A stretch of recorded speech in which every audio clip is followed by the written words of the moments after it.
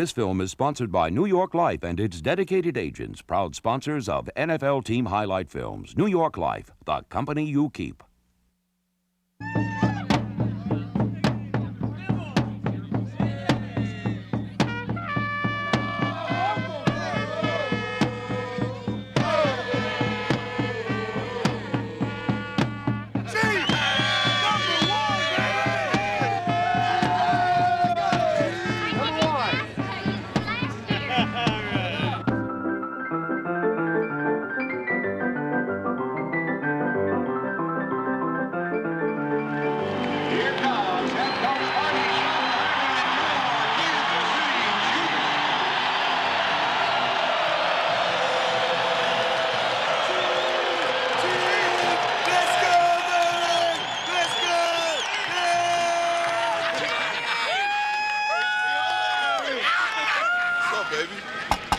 Sunday. Get after it, and let's have some fun. Let it hang on. It's a jungle out there, baby, and if you ain't ready to be in that jungle, you better go home.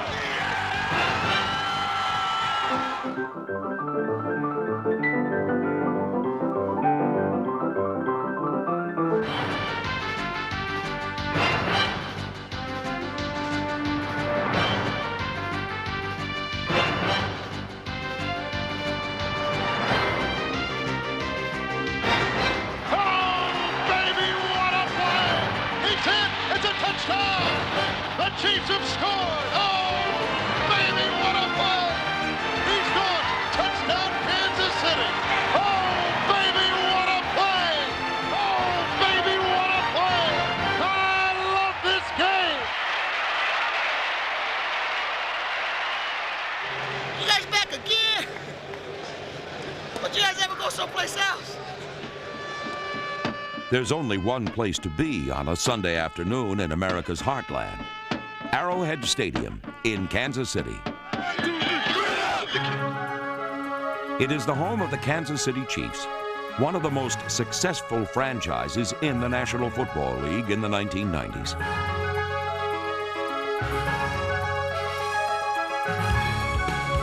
In 1992, the Chiefs achieved a pair of firsts. 3 consecutive years with 10 or more victories. And 3 straight seasons in the playoffs. This rise to NFL prominence has been swift and measured. The commitment is to more than just winning. The objective is winning championships.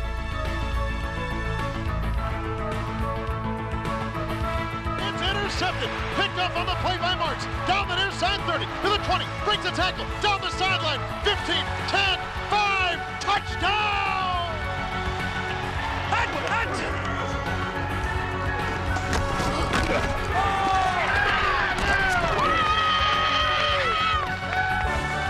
The Chiefs are a team of accomplished veterans, men who have earned respect with their deeds and their dogged faith. And they're a team of ascending stars, young players whose cult of personality is matched by their electrifying performance. Y'all give me a little word for the camera, homie. Do some Michael Jackson on the edge. Is away, and it sails into the hands of Carter at the 13. Runs outside, gets a block, 15, 20. On the far side, 25, 30. Down the sideline, the 40, the 50. Folks, he's gone. The 40, the 30, the 20. He'll waltz in the 10, the 5. He high steps it in. Touchdown, Kansas City. Oh, baby, what a play. And wide receiver from Central Arkansas, number 84, Willie Davis. Folks, I don't know how this kid is making great catch after great catch, but somehow, in some way, he is pulling it off, and in spectacular fashion. As the Chiefs prepare for the 1993 season, these facts are indisputable. The 4th best record in the National Football League over the last 3 seasons. One of only 5 teams to reach the playoffs in each of those 3 seasons. It's a standard of consistent achievement that firmly stamps the Kansas City Chiefs as one of the finest teams in pro football.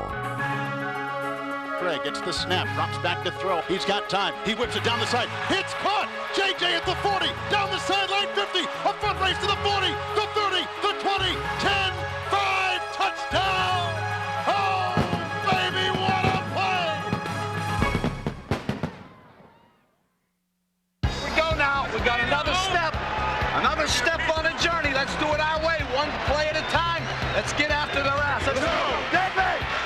Hey, make plays. You make plays. Fake handoff, back to pass. Craig moves up. He'll arch a spiral. He's got Davis. A long pass over the shoulder. Catches the 5. Touchdown! Spectacular play by David Craig.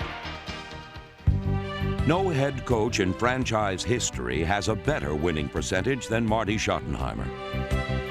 Before Marty arrived, the Chiefs had produced but 2 winning seasons in the previous 15 years. In 4 years, he transformed a perennial loser into a Super Bowl contender.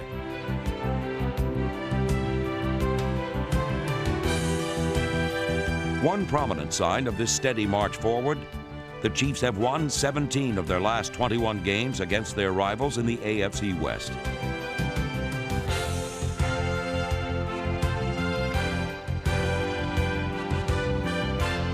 Perhaps the strongest documentation of Marty's unwavering hand is this remarkable fact. Never in his 4 years have the Chiefs lost more than 2 games in a row. The test in 1992 came on the season's 10th Sunday against San Diego. Oh, Derek Thomas whacking the quarterback. A 36-yard attempt by Lowry. 58 seconds remaining. Kick is up. It's long enough. It is gone. Yes! Simply explained, yet difficult to achieve, is that the Chiefs under Marty Schottenheimer now expect to win. The attitude is where it's at in this locker room. The attitude. A bunch of people had to step up today in the absence of some guys that were down or went down, and you did it. And that's the fiber of a team. The attitude. My hat's off to you. A raw, wet December day at Arrowhead was the setting for one of the toughest gut checks faced by the Chiefs in recent memory. It was one of those moments that helps define a team. A moment when a team's character and resolve are more important than its talent. It's 13-3, New England, and 3:45 in the first quarter. Get them going. Let's go. Catch it and cover it up.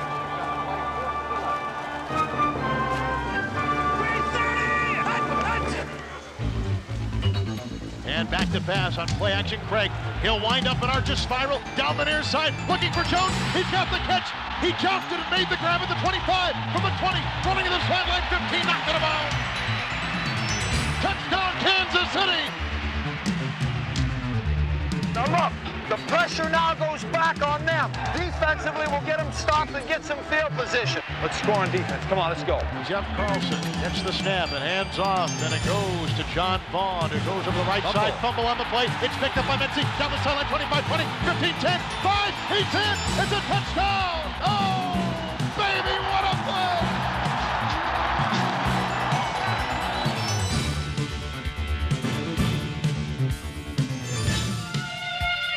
David Craig and Willie Davis put the finishing touch on the come-from-behind 27-20 victory. The old-fashioned virtues of hard work and second effort are stamped all over the Kansas City Chiefs.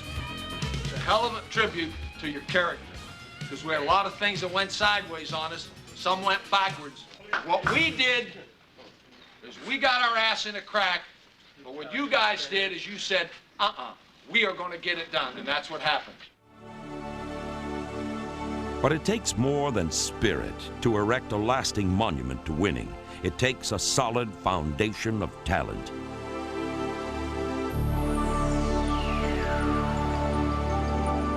Men like Neil Smith, the 5-year pro who is developed into the finest all-round defensive end in the NFL.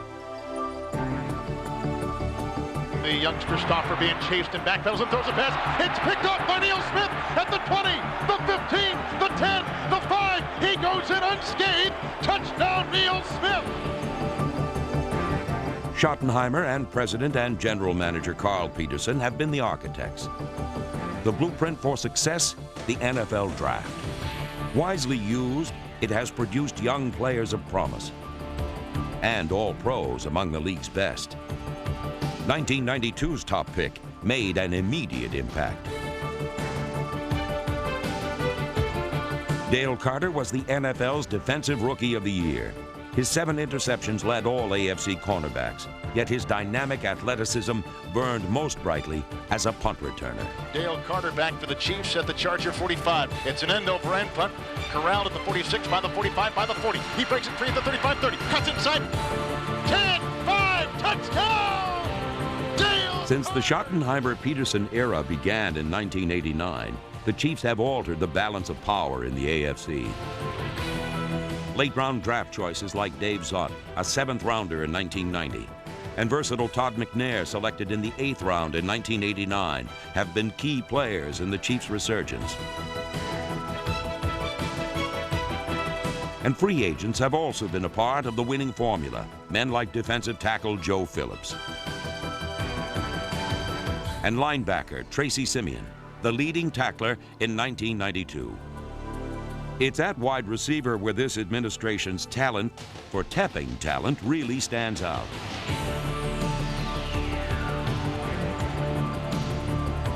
Plan B free agent Tony Hargain. 1990's 4th round pick Fred Jones. Tim Barnett, a 3rd round pick a year later. J.J. Burden, a free agent. And yet another free agent, Willie Davis.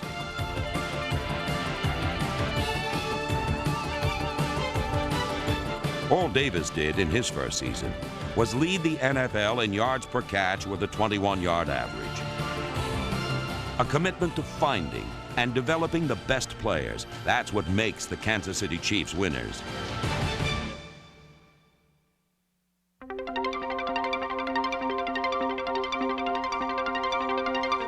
Monday Night Football in Kansas City. It's become an annual rite of the NFL season. This is prime time. This is it. Monday Night Football with the Raiders. Couldn't have it another way.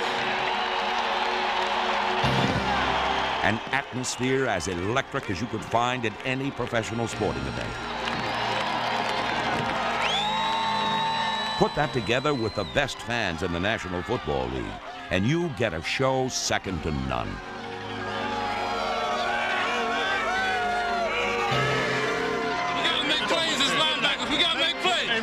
One, two, three, four.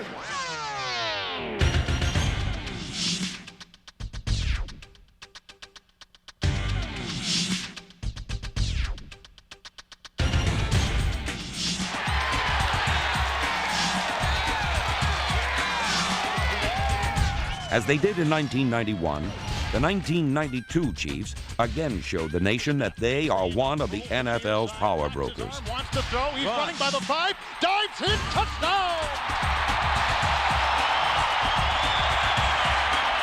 Way to answer the wake-up call. Way to answer the wake-up call. That's right.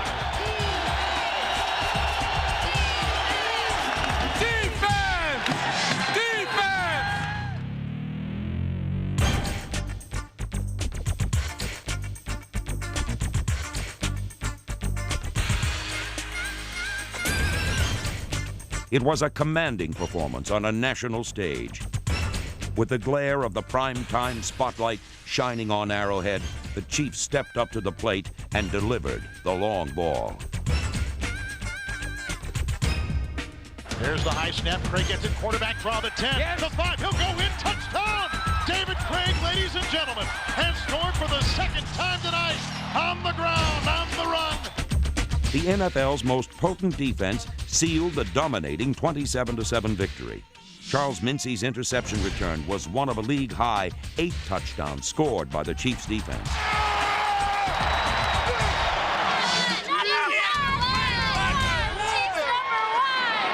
I'll tell you what, this is our opportunity to get it done right now with the defense, the best in the league. And nothing to say about that. You do it. You don't become one of the best without a defense that is one of the best. And in 1992, the Chiefs' steady rise up the NFL defensive charts continued.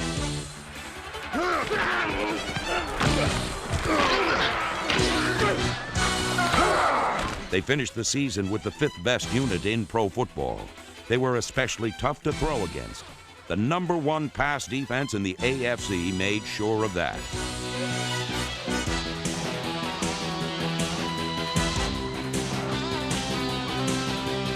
Take a moment to think about these measures of consistent achievement. In the last 3 seasons, no AFC team has sacked the quarterback more than the Kansas City Chiefs. In that same 3-year period, no NFL team has taken the ball away more than the Chiefs. Their plus 55 turnover ratio is easily the NFL's best since 1990. The first turnover of the ball game, and it goes to the Kansas City Chiefs. Humphries drops back to throw. Yes. The ball knocked away by Thomas and recovered by Kansas City. Oh, baby, what a play! Bumble on the play. Bumble on the play. Recovered by the Kansas City Chiefs. I love it. I love it. And in 1992, the Chiefs' defense was an offensive force. They scored a team record and NFL best 8 touchdowns, including this 99-yard interception return by Kevin Ross.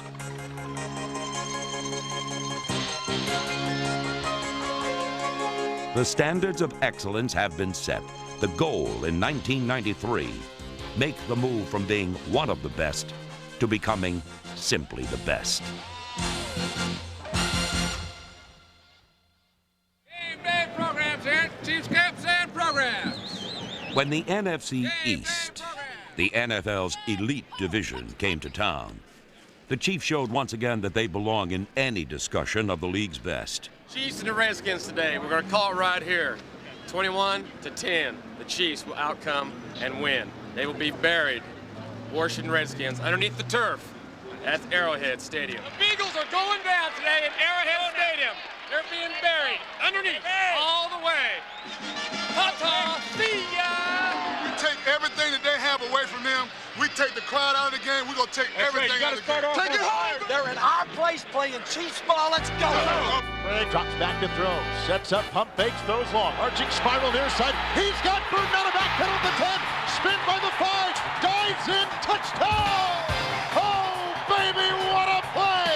Kansas City has struck first against Philadelphia.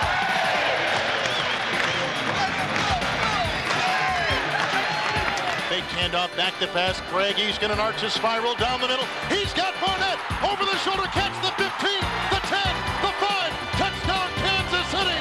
Great throw. That was improvised. Handoff, Christian, right side, digs and turns and dives. Touchdown. The Chiefs have gone up 20-0 over the Washington Redskins with 6:22 remaining in the second quarter. Unbelievable.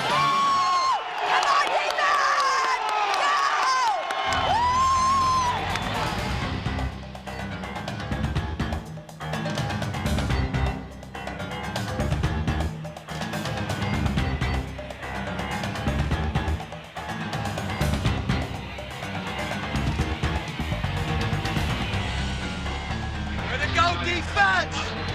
Hell of a job! Come on, baby! Come on, baby! Craig, long count, gets the snap, back pedal, sets, arches a spiral to the end zone, wide open, JJ, over the shoulder, catch, touchdown, Kansas City! There wasn't a player within 15 yards! How about 30 yards? The snap, the handoff, Williams, the 5, he'll run in, gallop in, touchdown, Kansas City! The Chiefs lead it. 27-0. Glenn Dawson, pinch me. I pray I am not dreaming. Let's finish it. Come on, let's go. A fake by Craig. He'll go long. Arching spiral. He's got Davis wide open. He's gone. He'll run in unscathed. Touchdown, Kansas City. I love this game.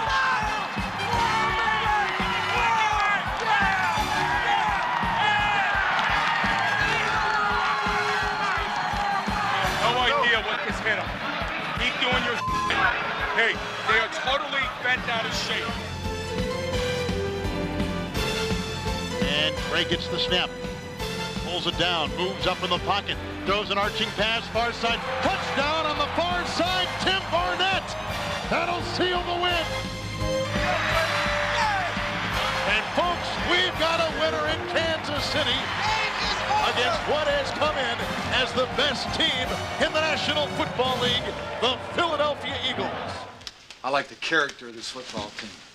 Because I'll tell you what, guys, When you get your back in a corner and people start looking left and right, all you got to do in this locker room is look at one another. When you commit to becoming the very best, your own expectations can, at times, seem suffocating. Yes, the goal is an NFL championship, but in the pursuit of the ideal, Jungle's getting rougher and rougher out there. we must not lose sight of the real. We're surviving the jungle. Backed by the greatest fans in the league, the Chiefs have not only survived, they have thrived in the NFL jungle. One simple measuring stick is this: every December, the Chiefs play games that matter, games that give them an opportunity to get to the Super Bowl. Arrowhead Stadium, it'll be the Denver Broncos and the Kansas City Chiefs. The winner will continue on in the playoffs. The losers will be home watching. A whole lot of things are gonna be going on. A lot of things to be settled to, baby. John Elway is in the gun. The bell eye snap. Back to pass. The pocket crumbles. Elway is hit. The ball is thrown. It's bobbled. It's intercepted by Benny Thompson. Benny Thompson on a pass. Charles Vincent is running down the near side, the 30, the 20, down the near side, 15, 10. He's by the 5, and he's in for a touchdown.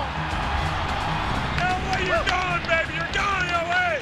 Hey, came to work today. The pass goes John Elway. The pocket crumbles. Here comes Mickle. Elway escapes. Elway running to the near side. Throws a pass. Picked up by Carter. 35-30. Breaks a tackle. 25. Cuts inside the 20. Breaks another tackle. Down the sideline. Through the defense. Into the end zone. Touchdown. Oh, baby. What a play. Like that one, huh? Hey, just keep the intensity up. Don't give up. Just pound on it. Elway under center. Elway drops back in the end zone. Elway is hit.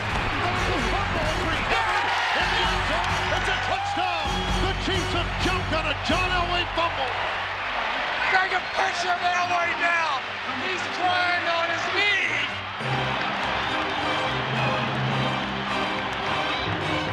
knees. An extraordinary 3 defensive touchdowns, 2 David Craig scoring passes to Jonathan Hayes, and a final touchdown by Christian Okoye propelled the Chiefs to a 42-20 victory. David Craig, hands off Christian, big hole, by the 5, hustling his way to the 2, to the 1, he's in for a touchdown!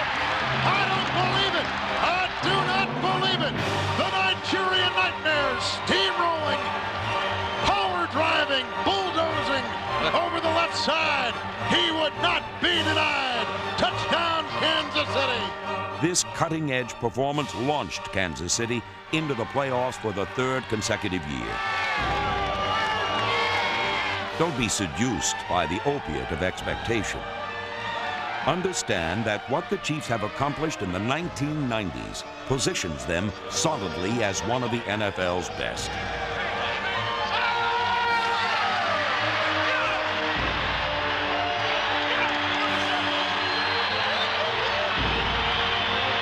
Let's not lose sight of how this football team has achieved what we have achieved. It's been hard work, hard work, hard work.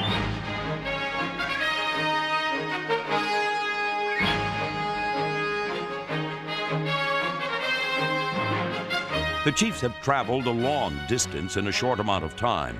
Of course, the final destination hasn't been reached. But when you look back and recall all the stops along the way, you take with you one simple fact. The Kansas City Chiefs have become one of the best teams in the National Football League.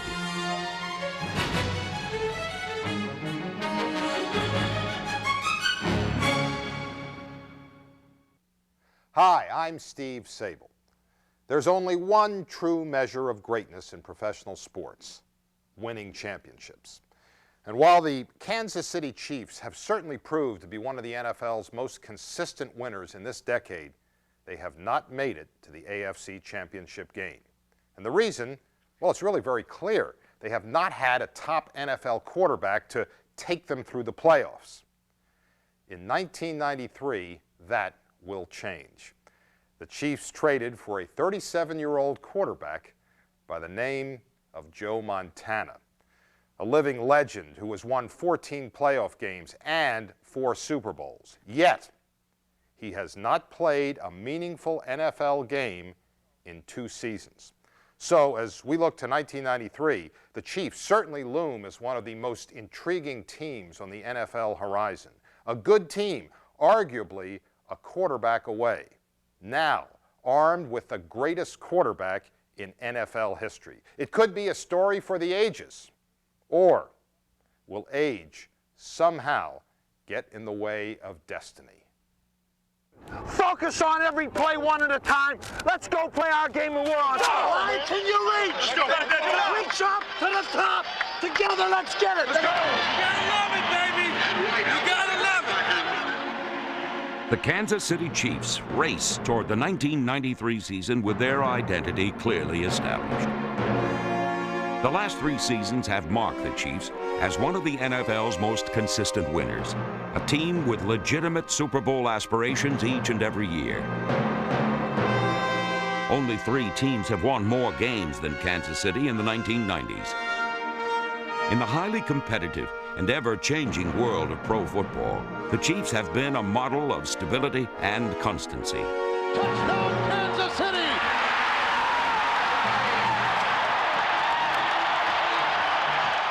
In 1993, head coach Marty Schottenheimer begins his 5th season in Kansas City with one of the finest defenses in the National Football League. It's a unit that features linebacker Derek Thomas, an All-Pro in each of his 4 seasons.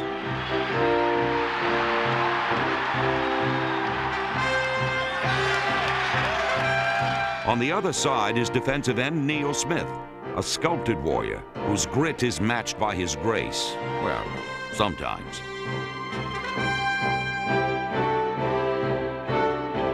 The Chiefs roster is filled with young guns, thoroughbreds like running back Harvey Williams, also an outstanding kick returner. And cornerback Dale Carter, a steal as the 20th pick in the first round a year ago. These are 2 swift and dynamic performers who make the kinds of big plays that win games in the NFL.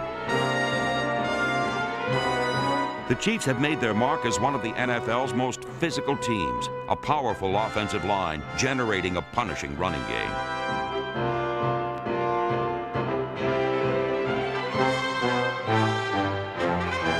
And they have consistently produced some of the finest special teams play in the league, an often overlooked element of the game that could account for 2 wins a season.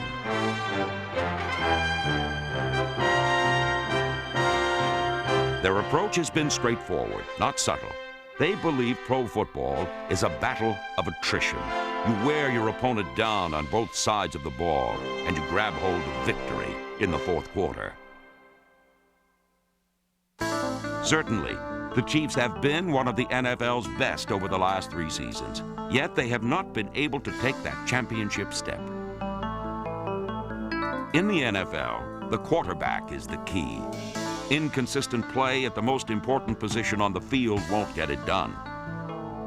In 1993, Dave Craig will give way to Joe Montana, a man who knows a little something about winning championships.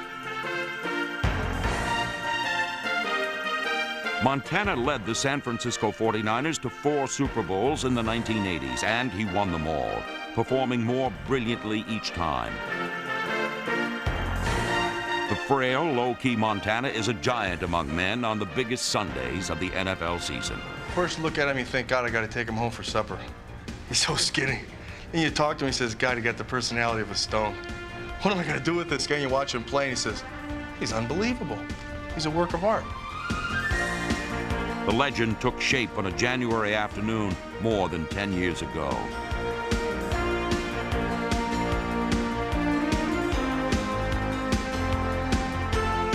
And reached its zenith on Super Sunday in 1989 with the most extraordinary comeback in championship history.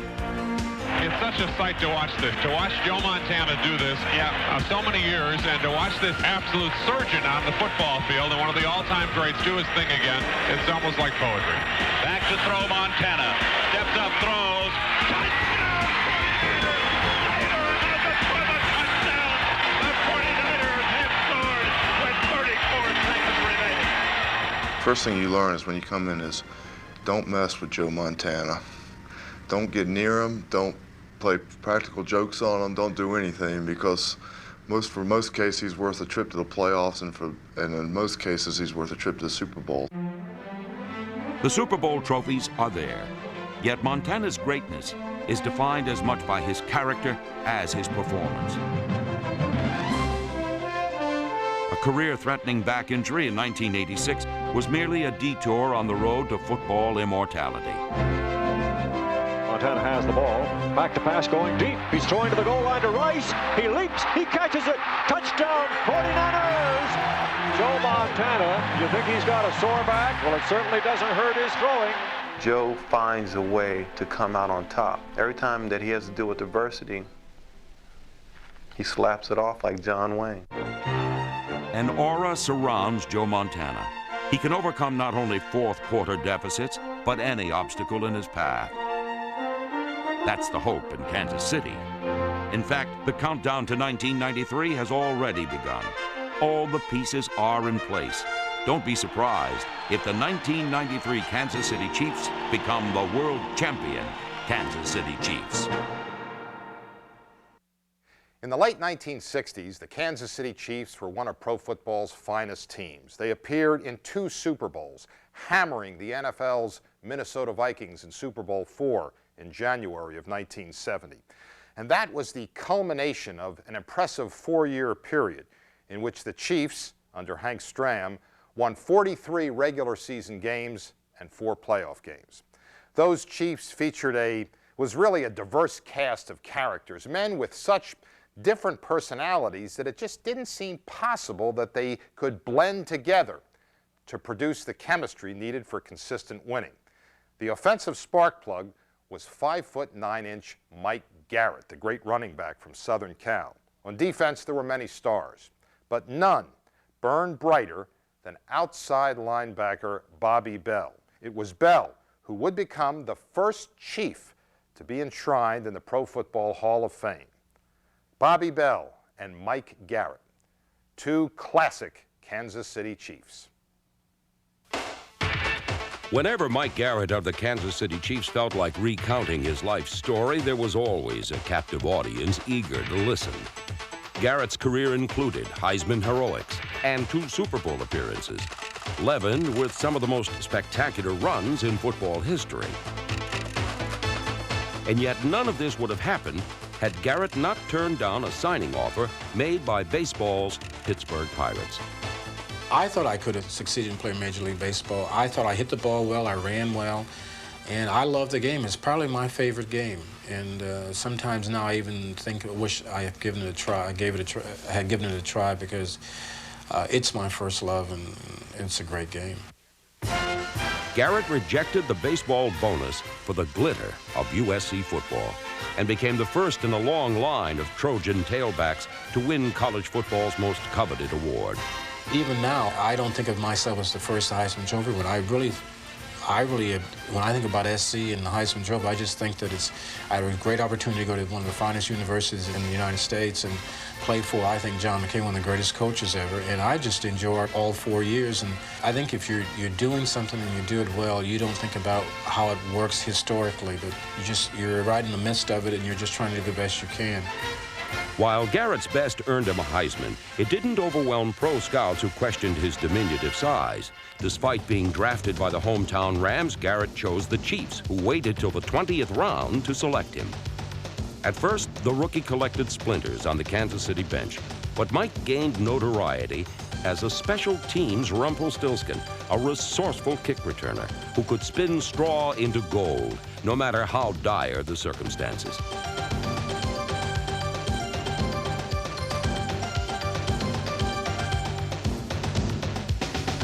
Mike Garrett, a guy that I played with back, he and I were rookies together in 1966 in Kansas City. I think when he came in, he made our offense go. He was a tough guy. He could return punts and kicks. He could take a 2-yard gain and to look like a tremendous play. Mike Garrett, he's at the 50, at the 40, at the 30, at the 20. He's going, he's going, he's going! My proudest moment was making it as a rookie. I was drafted the last draft in the AFL draft, and I was drafted number 2 for the Rams. And many people that year thought I was too small to make it. And the greatest thrill I ever had in pro ball was after my rookie year saying, damn it, I made it. I proved I can play this game. And that was very exciting for me. Garrett was named 1966 Rookie of the Year and then capped off his inaugural season with perhaps the most electrifying run ever witnessed in an AFL championship. That was a playoff game my rookie year against Buffalo. It was the AFL championship game, and where I swept to the left, and it was in kind of a muddy field, and I couldn't get around in, so I reversed field and came back and went up to the center of the field for a touchdown. And that was a game I felt very good about because we were playing against the Buffalo Bills in '66, and they're the best defensive team in the AFL. Neither the Bills or any other defense in the league could stop the manic moves of football's smartest, most resourceful running back. What I try to do is keep you off balance. I was not the fastest person in the world, but I was terribly quick. And I felt if I can get you to a standing position, and then I would give you a move, by giving you different moves back and forth, that I can make you break down, as we say, and get in a hitting position, then I can out-quick you from a start. And that's basically how I tried to do it. And I think the reason I was effective is I was terribly quick, but I was also terribly tough. I could take a beating real well. And with my quickness and ability to take a pounding, I did fairly well in professional football.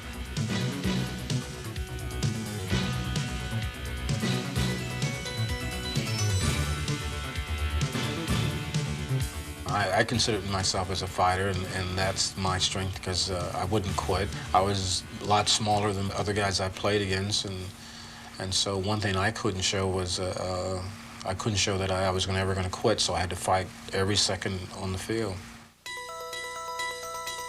Off the field, the fighter was a gentle, compassionate man who devoted much of his time to the children of the community in which he lived. One thing you can apply about professional football to other things in life is that when you're out there, everybody's afraid. And the one feeling I wanted to create more than anything else is that they weren't afraid, that they could talk to me and that I could talk to them. There was not a football player in front of them, nor was that Mike Garrett in front of them, but that was a human being trying to relate to them, and just a nice guy who treated everyone fairly. Okay, now the last point is this right here, and this is when the baby is born. And just think, we all were born that way. Carmen was, and Todd was, and would you believe I was born that way too? But I was. It's the most beautiful thing that we have, and we must respect it because it is the most important thing we have, is that mutual love between two people and giving birth to a child. Garrett himself was a creator of beauty every Sunday, crafting hard-driving, circuitous runs that put the Chiefs on the straight and narrow path to a world championship.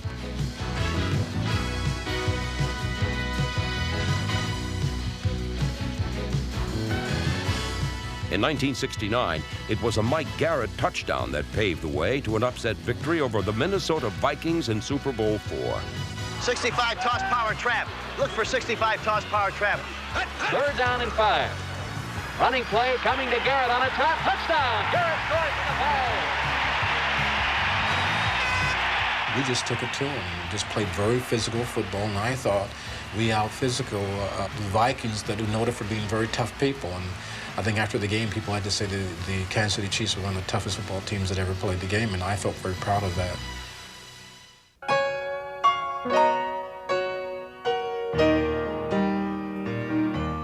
Standing alongside Kansas City's busy North Oak Traffic Way is Bobby Bell's Barbecue, a restaurant that features meaty ribs, big burgers, and a proprietor whose powerful dimensions suggest he could still consume the left side of the menu without batting an eye. Oh, hello there. I know you, don't I? Huh? I haven't seen you for a while. Where you been hiding? At home? Yeah. Oh, you shouldn't do that, though. How was everything here? Good. Today, Bobby Bell feeds the people he used to thrill as a football hero. Mementos of his gloried past can be found throughout the restaurant. Photos that recapture his days as the 1963 Outland Trophy winner at the University of Minnesota. But what people remember most of Bell were 12 incredible years as perhaps the best outside linebacker in pro football.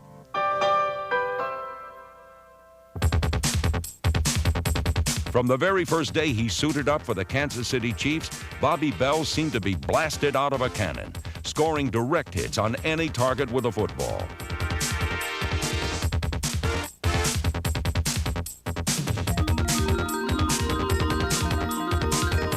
He was a fantastic competitor, tremendous leader, and was the bigger the game, the better he was. I've said many times, I don't think there's anybody that I've ever seen that could play any position on the football team and you could still win big with that particular player. That's where Bobby Bell was. He snapped, he played center, he played defensive tackle, he played defensive end, played linebacker. We deliberated about him being a safety or a corner when he came up with us when he got out of college.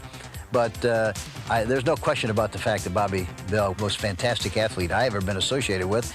And the great thing about him is the fact that he had such a great attitude, had fun, did everything he was supposed to do, never a question. Coach's dream. He was just a fantastic player and an attitude guy. Just terrific. Bell always stood out in a crowd, even when Coach Stram insisted the entire team wear uniformed blazers when traveling on the road. We were dressed in these real loud red coats, black pants, and standing out in front of the hotel. We all looked like, I mean, we were in a contest or we had some kind of conventions going or something, you know. Can you imagine? I'm standing out in front of the hotel, and here's a lady pulls up in her taxis, you know, and she came up, she said, hey, I said, boy, I said, get my bag.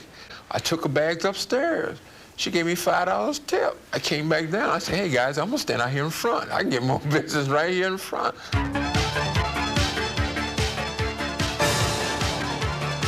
At the front was where Bobby Bell always seemed to be. Besides starting on defense, Bell was a special teams regular, even though he was a perennial All-Pro. We came to play the game. If you gave them $10, they would have played the game. I mean, I told several people that I would probably pay them because I wanted to play that bad. We had guys that would want to fight you. They'll fight you on that field. When you got good players around you, you can do things that other players cannot do. Few players can match Bell's achievements. 8 straight All-Pro selections, 6 AFL All-Star games, and 7 Pro Bowls. Numbers that added up to a trip to Canton, Ohio. But Bobby Bell was not a football player. Bobby Bell was a man who played football. Football is what he did. It's not what he was. He had some star-redeeming qualities, something special. He thought he could do anything and do it better than anybody else. Congratulations, God bless, and here he is, Bobby Bell. NFL warrior, Bobby Bell, the first outside linebacker ever to be inducted into the Pro Football Hall of Fame.